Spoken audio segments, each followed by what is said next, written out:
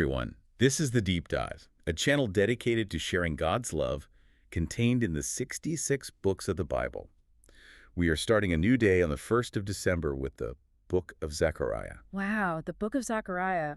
I usually find this book difficult because it has so many visions, just like the book of Revelation, so I'm really looking forward to this. You're not alone there. It Good. absolutely trips people up. It's just so saturated with intense symbolism, these apocalyptic images. Yeah, you open it up and it can feel like you're just lost in the complexity. And that complexity is exactly our mission today. We want to unpack this material, focusing on why it earns that nickname, the revelation of the Old Testament. Which is a big claim. It is. And, more importantly, we want to extract the central anchoring message, which is how Zechariah offers this profound stability, a stability that's anchored in God's sovereign love, even when it feels like the world is just dissolving into chaos. And that stability is exactly what the people needed when he was writing. I mean, when we look at the literary side of it, it's often groups not just with Revelation, but also with Daniel. Okay. All three are just filled with these prophetic apocalyptic visions about the completion of God's kingdom. So let's dig into that comparison, the revelation of the Old Testament. Is that just because they both have a lot of, strange horses and symbols? Well, it goes deeper than that. The sources really emphasize that Zechariah's structure, especially his sequence of 8 night visions, it's remarkably similar to the structural flow of Revelations. So they're built the same way.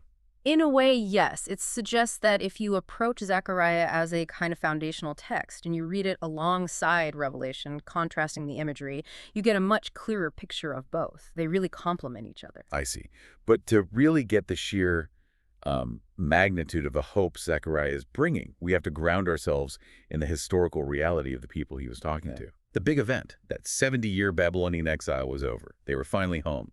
But they weren't exactly hosting a victory parade. Far from it. This context is just crucial. The euphoria of coming home, the promise of restoration, it all just crashed against a terrible reality. The sources describe it as crushing. Crushing how? Well, the temple was in ruins. Their economy was basically non-existent. Poverty was rampant.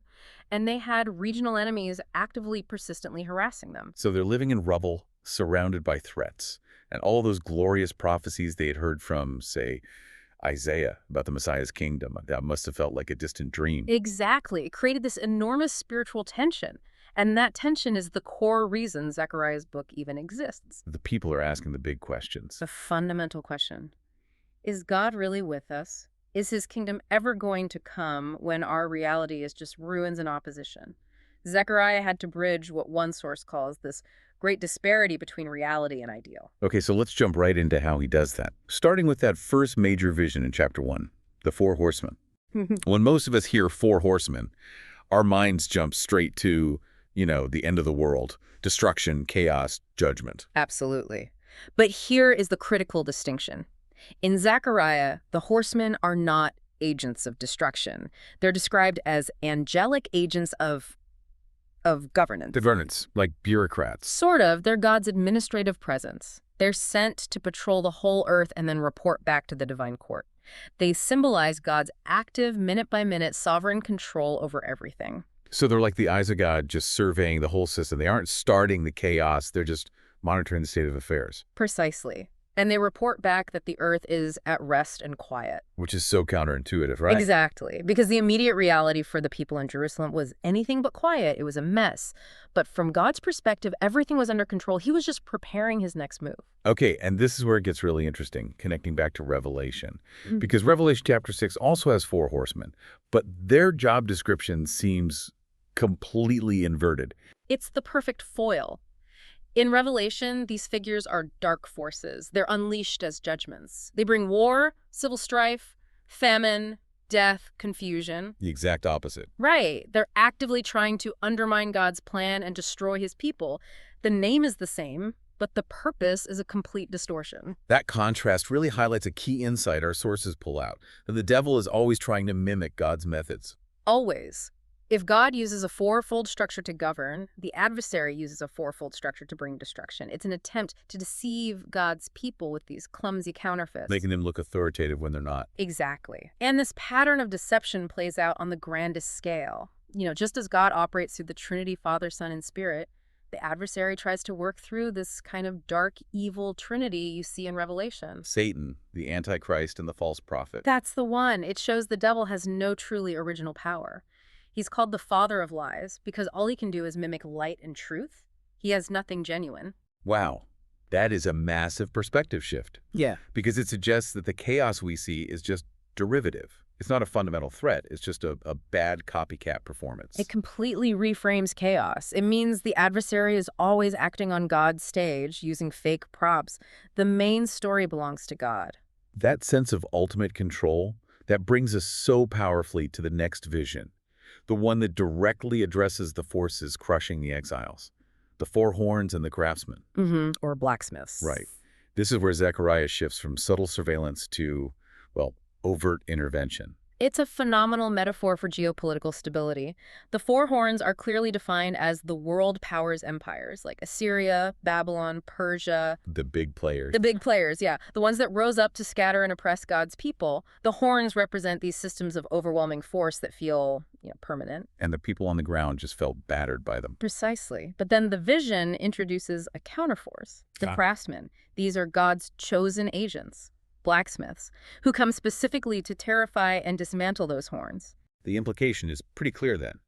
Even when the world systems, the entire geopolitical stage, seem immense and overwhelming, God is the only one who establishes and, more importantly, dismantles them. He controls the flow of history.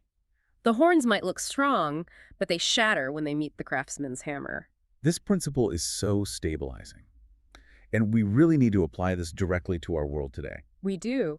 The source material suggests that so much of the visible global confusion and fear we experience, all the shifting alliances, the tensions, are merely shadows without substance. That is a challenging statement. We are conditioned to treat every headline, every crisis, as if the fate of the world hangs on it. And Zechariah gives us the antidote to that anxiety. It tells us that these overwhelming global systems, the new horns of our age, whether it's economic instability or something else, are ultimately provisional. They lack foundational substance because they're not under their own power. One of the sources touches on AI, artificial intelligence, and this rapid technological disruption. It feels unpredictable and for many people pretty scary. Yeah. Yet this prophecy would assert that even those profound shifts remain under the umbrella of God's sovereign love. A love that actively surveys and cares for the whole world without fail. And that care isn't dependent on our immediate comfort. It means that while these forces might create turbulence, they cannot derail the final outcome. God is already managing the craftsman. This provides what the sources refer to as anshan. Yes. Can we clarify that term? It's not just an opinion. No, it's more than that. It's a deep-seated, intuitive security, a stable framework through which you perceive reality, a worldview.